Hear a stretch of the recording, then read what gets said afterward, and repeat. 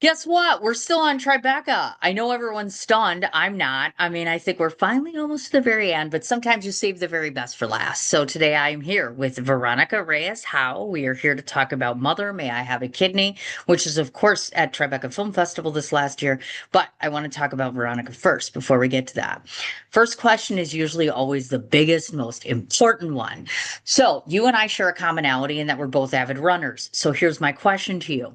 It's been said a lot of times that people do their best thinking when they are doing physical activity. So I have to ask, have you created any story in your head while out on a jog? 100%. I should Aha, I knew it. clarify. Yes, of course. I mean, first of all, I think the running, so I love that. I used to be a marathon runner, right? So I used Ah, to have to run long, I did the New York City Marathon maybe 4 times and yeah.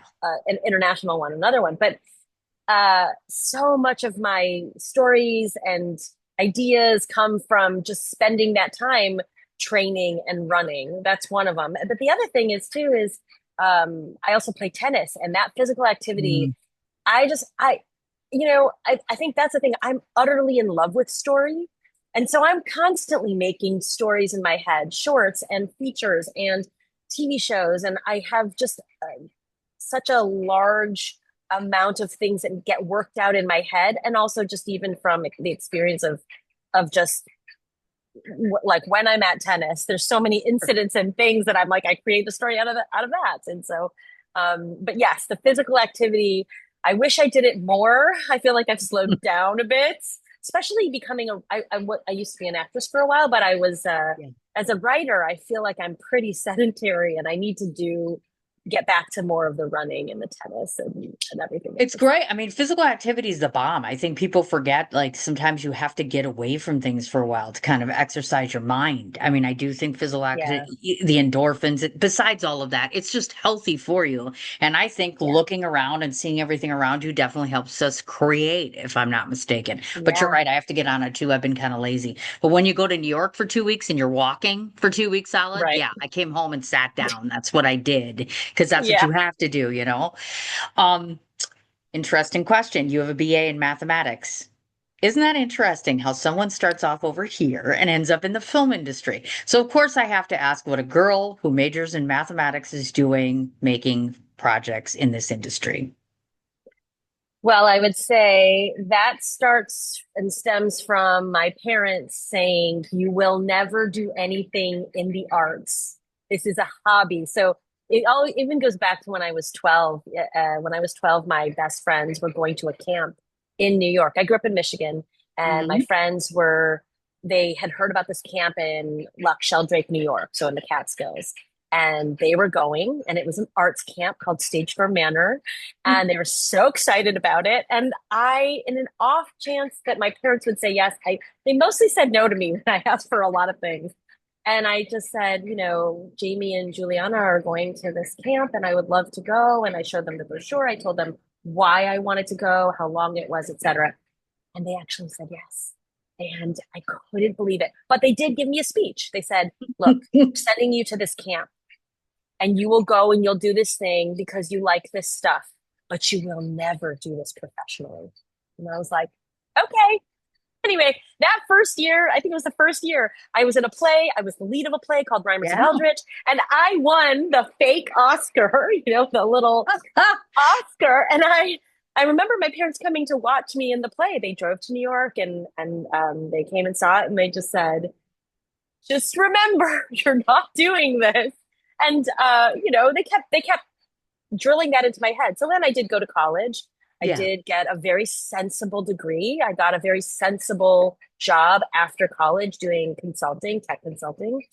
And then I was working 16-hour days on projects, and I was working a lot, and I just thought I had a lot of money, but I didn't have a lot of time, and I was exhausted. And I thought, this can't be what life is about. Sure. Or is it? So then I just did this thought exercise, which probably people do a lot, which is like, if I only had a year to live, what would I want to do?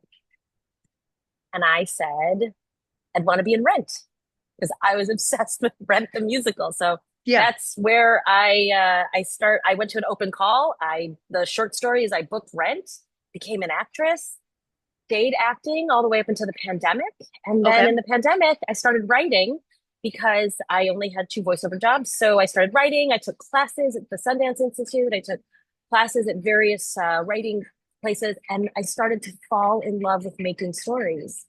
And wrote TV shows, pilots, like TV pilots, and wrote web series and wrote features, and I just wrote all kinds of things and started putting them in contests and getting traction. And then from there, it kind of gave me the validation that I could maybe be a writer, and I started getting jobs. Well, I started posting all the like finalist in this competition and finalist on social media, Yeah. and I got my first offer from a friend who just needed someone to help write a video for a nonprofit. So I did that. That was my first writing job. Then I got into the Sesame fellowship, writing fellowship. And from there, I actually got a job right after the fellowship ended, being the head writer and EP of the stories for a production company, Okay. creating math stories, which like then brought it all back together, right? So I still had to create stories, but I did have a math background, so it fits. And then we moved into, this is my third job in writing, but it was my first narrative. So Mother May I Have a Kidney is I got hired to create, write, and executive produce this series. Okay. Um, if I were to ask you if you would have any advice for someone else out there whose parents are basically preaching the same message, what would you say to them? I would say, oh, that's such a great question. The thing that I would probably say, depending on the person, but let me just give a blanket statement of parents are probably saying that message because they want you to be okay. They want you to be taken care of. They want you to have a safe future. There is no safe future. Hmm. And I don't think that exists. Jim Carrey has this great video that's out on social media talking about how his dad was an accountant and played it safe and then lost his job and had to uproot his life. So the thing is I think there's a kindness that we can take with parents who are saying, this is something you'll never do, this is something you shouldn't do, and assure them and make a plan, make a real plan saying, this is what I'm going to attempt, this is how I'm going to attempt it, and this Yeah. is what I'm going to do. Right. And the thing is that I don't know any parent that could resist the excitement in people's eyes when they go after the thing that they've been dreaming about or excited about. And Yep. that's like, what is life for? I just don't know what life is for if you're not doing something that makes you excited. So Yeah. I would say you do have to hold on to the dreams, but I do think there's a practicality of like, how do you want to convey to someone how you want to, I mean, your parents or anyone who's, in your life at an early stage, how do you want to convey how you're going to make a plan to do this thing? And that's like a great way. I think you'll always have this pitch idea, this idea of pitching. That's essentially Hmm. what you're doing with your parents. You'll have that for the rest of your life. You'll have to pitch for the rest of your life to move into different careers or positions. Hmm. So you're just building the pitch skill. Yeah, that's actually very well put, to tell you the truth. You mentioned the acting thing, and you have been on these wonderful projects such as Blue Bloods and The Blacklist, which we've all heard about before. Acting has changed nowadays for a lot of us. By that, I mean the process to become cast, the process as it relates to how you behave on a set, etc. And so, for you personally, I imagine, and I'm just first meeting you, that acting is probably not your first love. But do tell me what it is about the craft that you love. And second of all, tell me something that you are personally proud of that you accomplished in the acting world. Oh, that's such great questions. Uh, what the first thing was what I'm in love with in terms of the craft. Yes. I just think that acting, crafting, I have now having been on the other side, and it's interesting. I still have an acting manager and an acting agent, and I still go on auditions. Okay. But they know it's not my focus. My Okay. true love is storytelling and Yeah. writing. But I think that the craft of acting is so intricate and nuanced, and it's gorgeous, and it requires your whole entire being. Hmm. Um, it's such a fascinating dive into the depth of a character or a person. I actually still coach actors. Some of my clients are series regulars, and it's interesting to see how they approach a character as how I would see the character, and how we kind of come upon who this character really is. And I just think the beauty of acting for me, the thing I fell in love with the most was trying, again, going back to story, trying to tell, for me, acting was always trying to tell the most empathetic version of a character. Even if the character was quote unquote the villain or horrible Yeah, character, I just love the idea of having to create a tapestry so that you see far beyond just what the experience is, but you'll see glimpses and bits of who this person could be 10 years down the road. And I sure. think that's what I love that. It's such a craft of planning that out and making little moments so that the audience will pick that up and get it. Because a performance, I mean, I'm sure you've seen, like, performances can be flat or they can be dynamic, and that's the exciting thing of trying to find the dynamicism in a character. Sure. As for your accomplishment, the one that you're most proud of in the acting world, what does that look like? Oof, definitely. It's a funny one to say, but I did Kim in Miss Saigon, Ah, and it is probably one of the hardest roles. Every night I had a migraine after the show, because if you know the show, it's, she starts off as this village girl who then sleeps with the GI, and then the GI wants to marry her and take her back to America, but then they're separated, and the Viet Cong comes in, and the GI is trying to get her out of Vietnam, but she can't. And then it goes through maybe 10 years of her then having a child and having to be a prostitute to support herself. And it's just a really tumultuous uh like existence. And then and it's something that I really identify with, in the sense of, I'm not a parent, but my parents, they are the kind of parents, even though they made boundaries about what I could do or should do in the future, right. I so understand the Asian parent experience of, I would do anything for you. I would give you my last hamburger. I would give you the shirt off my back. And I think that's such a real, I have this story about my husband. Well, he was my boyfriend at the time. When he was coming home with me for the first time to meet my family, I said, just, you can say you like things, but don't say you like anything too much, because my parents may just say, oh, you should take it with you. You say, like, this vase is gorgeous. What is this, Lalique? And my mom will say, here, you should take it. I'm Oh, like, so just geez.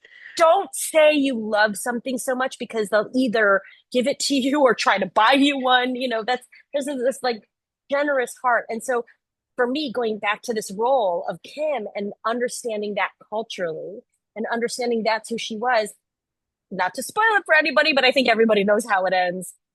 He ends up trying to give her kid the best future possible by taking Right. her life. Yeah. And it's a stunning story. So by far my favorite role. I hope one day I could play it again. I don't think I'm really in the market of this anymore, but it is just a role I would play a million times over, because it's so gorgeous, and yeah, it's a beautiful story. Thank you. I also know on the acting side of the fence, acting coach is one of the titles that you possess. So if I were to ask you, tell me one thing that you believe unilaterally across the board most actors need to know to succeed. Mm. Yeah, I don't think this gets said to actors enough, but the one thing I think they need to hear or know is that they are enough. They have everything they need inside of them, Yeah. and their take on a role is so unique and individual. I didn't intend to be a coach. Various people started coming to me to coach. Yeah. And the thing I think I do is I validate their choices. I validate what they bring. I also try to find, it's the same thing I just talked about a little bit ago of like the thing that makes your eyes light up. Hmm. When actors light up at the work they're doing versus when they're like, I have to prepare this audition, I have to go in for this thing, I need to Hmm. book this job. That's sort of like it's like it's the antithetical approach to doing something that you love. And so what I try to do when I coach people is try to find the version that makes them excited, makes their eyes dance, Oh, gives yeah, them this life, because you can't create that out of nowhere. If you can, sure. skill can do so much and technical skill can do so much, but the passion that comes when you make someone excited about the way they approach something is intangible and it's hard to come by. So that's what I do as a coach, I think. And I try to just affirm. I just coached somebody yesterday. I was just trying to affirm what she brings and who she is all that she needs at the table, because she does beautiful work. She's a Yeah. here, yeah. So that is the thing that I think people don't know enough and don't get told enough. And on the flip side of the fence, not only do you work on the film side of things, but also the theater side of things. So I have to ask this question. I am a huge admirer of theater, and I think it's discounted far too often. And as a theater director, I guess my question to you would be just this. When you talk about producing an incredible play, is it more about the actors? Is it more about the background and the story? Is it more about a combination of elements? Or would you say that the audience determines if it's a great play? Oh, that's such a great question. Wow, you're just giving me zingers. I love it. Okay. And just different things to think about. I will come at that two different ways. Sure. I will say that art is art. And I think everyone who goes into a project needs to decide for themselves, whatever role they are, whether it's producer, director, Yeah. actor, they need to decide, I think, for themselves what they want out of the process, irrespective of opinion. And I think it goes back to that thing that I said about coaching as well. It's take the jury out Okay. and think about what excites you about this role, this character, this whole production. What excites you and what do you want to experiment with?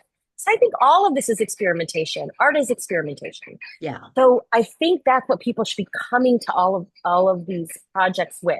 Now, obviously, there's the side of it that is about money and about the commercial aspect of something so that it can be successful and Yes. have a run that is great. So um, I do think that we still need to keep that in mind. I do think that that is it shouldn't be the driving force where you start, but it can be something that you color the performance with or you color the approach with, so that it not only is birthed from the art and the vision, but Yeah. then has appeal. And then, you know, this is probably an unpopular opinion, but I just think everybody has so many opinions, and when the reviews are good, bad, whatever they are, it's just what they are. Yeah. You know, I'll tell a story from Paul Thomas Anderson has been inspiring to me just as a filmmaker, but he has this story about how he made this one film and they gave feedback cards to the entire audience and screened it and it got panned. Every single audience member had said horrible, didn't understand it, didn't get it. And Yeesh. one card, yeah, rough, totally rough for a feature. And I know how much effort goes into making these things now, Yeah. so it's tough. But he had one card that front and back, I think, was filled with basically a dissertation on why it worked and what was delightful about it. And he Okay. said, this is why we make the film. This one person's opinion. And I really hold to that. If for so many of my projects, I just think if one person gets it, then I'm good. I'll keep experimenting to try to get more of the audience on board, but Yeah. one person gets it, great. Good one. There you go. So, this project that you created, Mother May I Have a Kidney, to those that don't know, it's a 30-minute television series that was released officially as its premiere on June 8th, 2025 at Tribeca Film Festival. So, let me start off by first asking this question. Interesting choice that you put yourself in the project as Valeria. You cast yourself. Not everyone is courageous enough to do that. So tell me what you believe you brought to this role and how it enhanced the project. So I wanted to have a producer that would be a little bit obnoxious to the artists. And if you knew me and saw me on set, that's just not how I operate. I think I'm very nurturing and I try to be very cooperative and take care of Sure. people.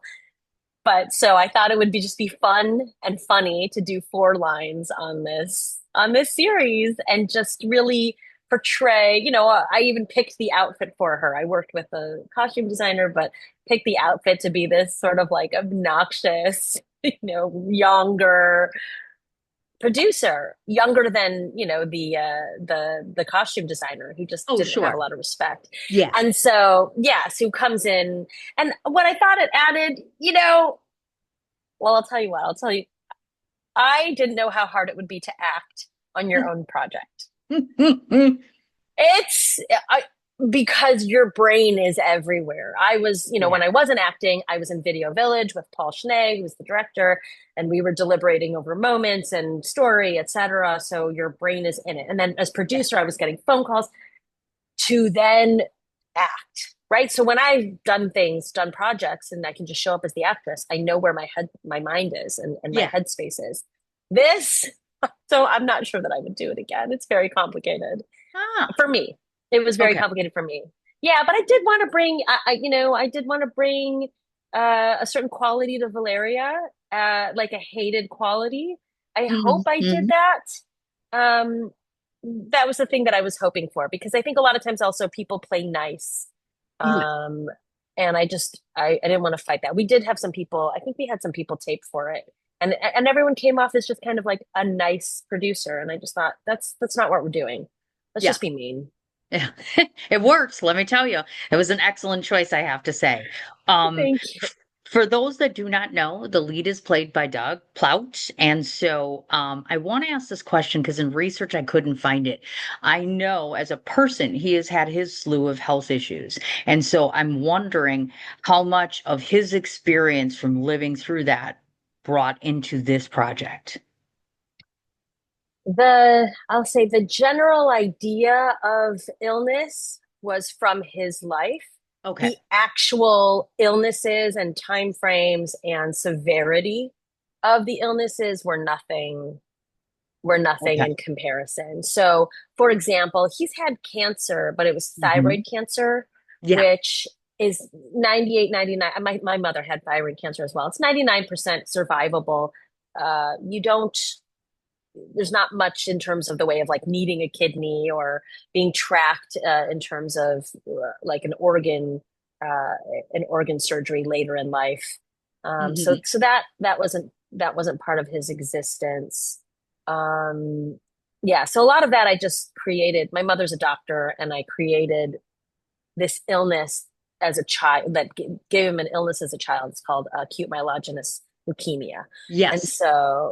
so that I just used research to sort of build the most extreme examples of illness to then get us to the fact that he needed a kidney as an adult. And yeah, Doug doesn't Yes. need a kidney. Thankfully, he's healthy. Yes. So that's not his experience, but that experience was crafted. You betcha. And Doug plays the main character, and of course, it's in the title, so we all know that he's looking for a kidney, and he runs into that circumstance where he's got to go to his parent Yeah. and say, "Guess what? I need some help." And that relationship is a little less than perfect. And so I want to ask you about the dichotomy between the real life Doug and mom on screen, because I have to say, she plays wicked well. She plays desensitized well, and the chemistry between the two of them is just so poetic. So how did you manage that? So it's interesting. So Doug had told me, and also says this regularly in interviews and in Yeah. other arenas, that he's estranged from his mother. And the original concept that he hired me to create was a half-hour musical comedy script, which I did create. Okay. And we did do a reading of it, and then we did go out to a director. We actually went out to Melissa Joan Hart, who said she wanted to direct it. Interestingly enough, and I, so geeked out about that because Melissa Mm, Joan Hart is somebody I grew up watching TV, and yeah, she's still an actress, but she also is a very prolific TV director. sure. So, so we were kind of going down the road with her for a little bit, and then she got a TV show and wasn't available to direct this. So then when we brought on Paul Schnee, I approached him because he's somebody who I've known in the industry, and we used to play tennis together. So I asked him if he was interested in directing this. He read the script. He said it was a little too sort of um, comedic and silly, I think. And he was Yeah. wondering if there was like a more serious version. So that birthed what you now see on screen. At the Okay. time, it was a pilot. Then I made a 6 episode, 15 minutes per episode series. And then Hmm. when it had to be a more serious subject, I then pulled the idea of, well, what would it look like to explore estrangement and two Hmm. people who don't speak together, coupled with one of them needing the other person through a medical situation. Yeah. And so that's actually how all of that got birthed into in that idea. But the estrangement is real. And I actually don't know Doug's mother, and I don't know anything about how she is as a person. I Okay. used an amalgamation of women I know and wrote that in monologues. Tina Banco is a wonder and an amazing woman. Sure. I did write long monologues and long pieces for her to sort of go on and on. I even Yes. wrote, I think it's funny also because the timeline was so short. I had 2 months to write this. A lot of things that just came up from my life ended up in the script. So when I was 12, a friend of mine went to camp in Connecticut. And when she came back, she said things, I grew up in Michigan. She said things like, "Where's the water?" I just thought, what happened in Connecticut that she speaks like this? Yeah. And so I wrote that into this character. So if you hear it Okay. in Tina, it's like, why do I need to help you with, so but she made it so germane and so natural Yeah. to her speaking ability, and it was just she's just such a talented actress Yes. that I couldn't imagine anyone else's Rhonda. Oh, I agree with you 150%. I think a lot of the casting choices in here were quite well done. One of the things that I found was interesting in your story was Doug's character has more than just mom to go to. He has his friends and close people, a love interest. That was the love interest part. I wasn't 100% sold on that at first. I'm like, do we need this? Do we not need this? It was a bold choice. I'm not sure that I would have done that. Do you think that this, without going into too much detail, this little tryst, so to speak, is something that enhanced Doug's character at all? I do. There is a scene that didn't premiere at Tribeca, but if the series gets a premiere somewhere in Yeah. its entirety, you'll see an episode or a scene in episode 3 Okay. where they go on a date. You'll also see Hmm.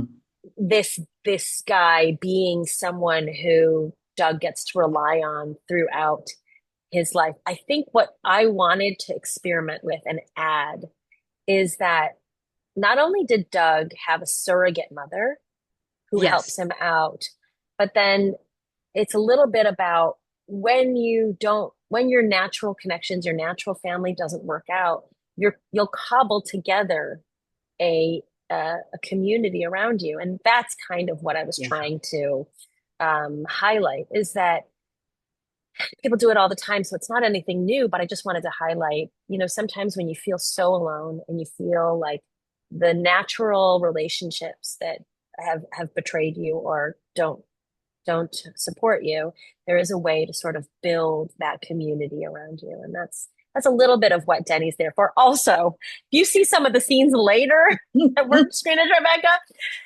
Troy Iwata plays Denny, and he is utterly delightful in so many scenes. I mean, the comedy, he's written as a very, very wacky character. And what I love about that is when I can write something really odd, but someone makes it real.